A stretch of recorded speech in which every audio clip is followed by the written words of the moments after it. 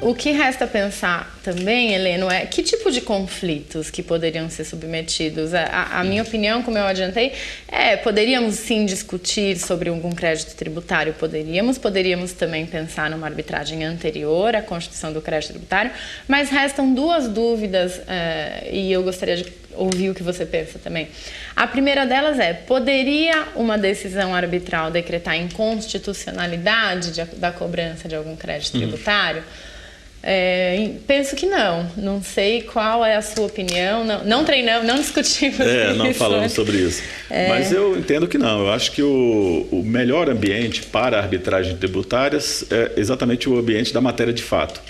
Então, o domínio fático está todo à disposição da arbitragem. É um direito que aparece da identificação do correto... da interpretação daquele fato. Exatamente, da correta aplicação da lei, não é, ao fato concreto, para identificar o que realmente ocorreu. Por exemplo, você tem um caso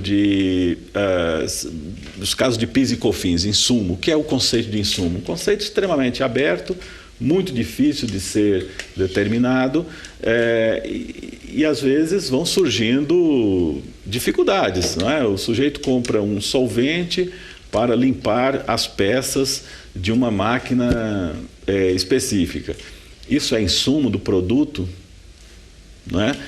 Não, isso é um material de uso e consumo, isso não é insumo. Ora, mas sem aquela limpeza, o produto não será o mesmo. Será um produto manchado, um produto, né, que o consumidor não irá comprar com o mesmo entusiasmo. E, obviamente, sem aquele custo, né, do solvente, não haverá, portanto, o produto final. Então, a discussão sobre se isso caracteriza ou não a natureza de insumo, muitas vezes vai para um processo administrativo, não encontrará ali especialistas em limpeza de máquinas ou de nada parecido, né? E tantos outros exemplos, né? O IPI, por exemplo, as alíquotas aplicáveis vão variando segundo diversas aplicações, né? O próprio ICMS, quantas vezes já não vimos aí falar de discussões administrativas sobre diferenças de produtos que têm a mesma finalidade e estão qualificados em tratamentos diferentes, alguns com a substituição e outros não, ou que estão na tabela do IPI com alíquota de 5%, outro de 15%. Eu lembro sempre o pedal da motocicleta, porque o pedal da motocicleta pode ser compreendido como peça de motor, sem o qual a moto não dá partida, e pode ser compreendido como pedal. Mas se for pedal, a alíquota é de 15%. Se for peça de motor, a alíquota é de 5%. Quem está certo? O contribuinte que diga que o pedal da moto é uma peça de motor, ou o fisco que diga que pedal é pedal, não é peça de motor?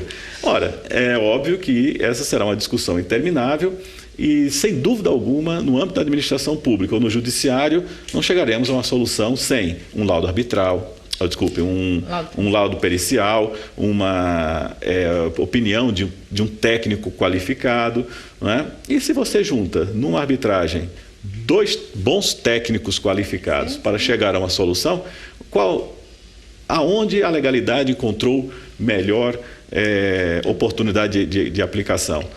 Naquele onde pessoas não versadas, né, naquele conhecimento tomaram a decisão, ou em outro onde 2 profissionais qualificados chegaram à solução do caso? Eu entendo que seria nessa segunda opção. Por isso que eu acho que a arbitragem em matéria tributária deveria limitar-se às matérias de fato. Ela encontraria aí, vamos dizer assim, o seu ambiente mais propício.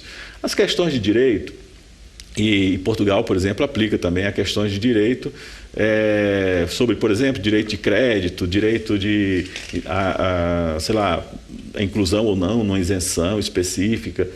Mas isso tudo tem que ser ponderado dentro de margens bem demarcadas, né, para evitar justamente os abusos, né, e aí começarmos a discutir até mesmo questões de direito mais complexas como constitucionalidade.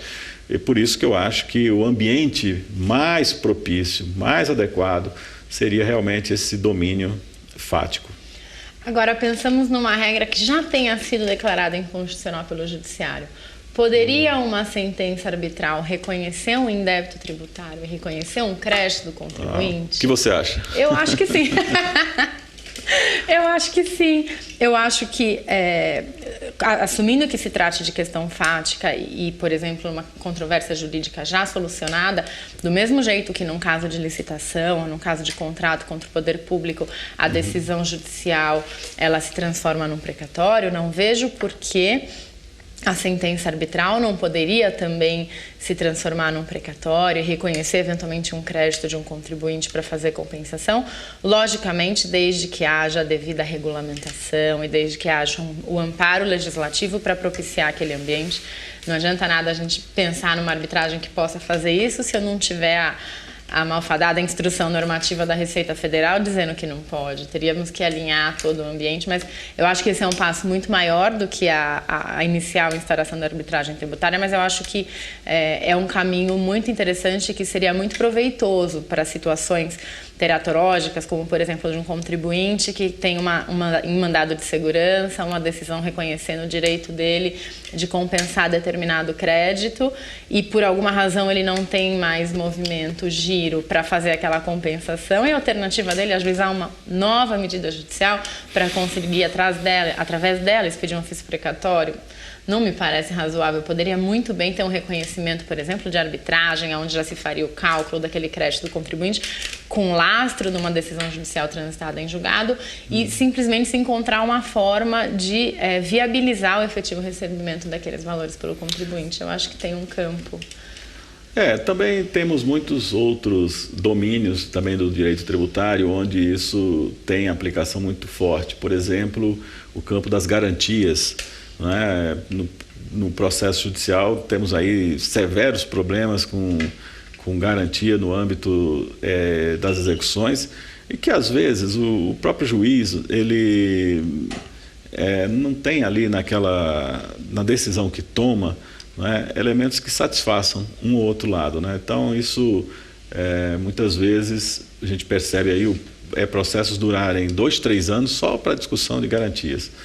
Nós temos o problema das CNDs, diversos questionamentos sobre certidões negativas de débitos que também poderiam perfeitamente ser rapidamente resolvidos numa solução arbitral. Nós temos casos de isenções, exclusões de regimes de parcelamentos, os casos de compensação indevida, muitas vezes apenas considerando, como eu falei há pouco, sobre o conceito de insumo e de outros tantos conceitos, e aí o sujeito recebe uma multa elevada sobre uma dúvida, na verdade, da administração pública, que nem, às vezes, dentro da própria administração, aquele assunto está devidamente solucionado. Então, são tantos os casos, eu acho que o legislador deveria, evidentemente, estabelecer uma pauta bem demarcada desses fatos, sem prejuízo que, obviamente, no prosseguir da experiência, isso seja atualizado, e nós tenhamos aí a arbitragem como um instrumento qualificado de soluções de controvérsias, como é no mundo inteiro, que naqueles países que já adotam a arbitragem, o que nós percebemos é que o aprendizado dos procedimentos tem levado realmente a atualizações legislativas importantes.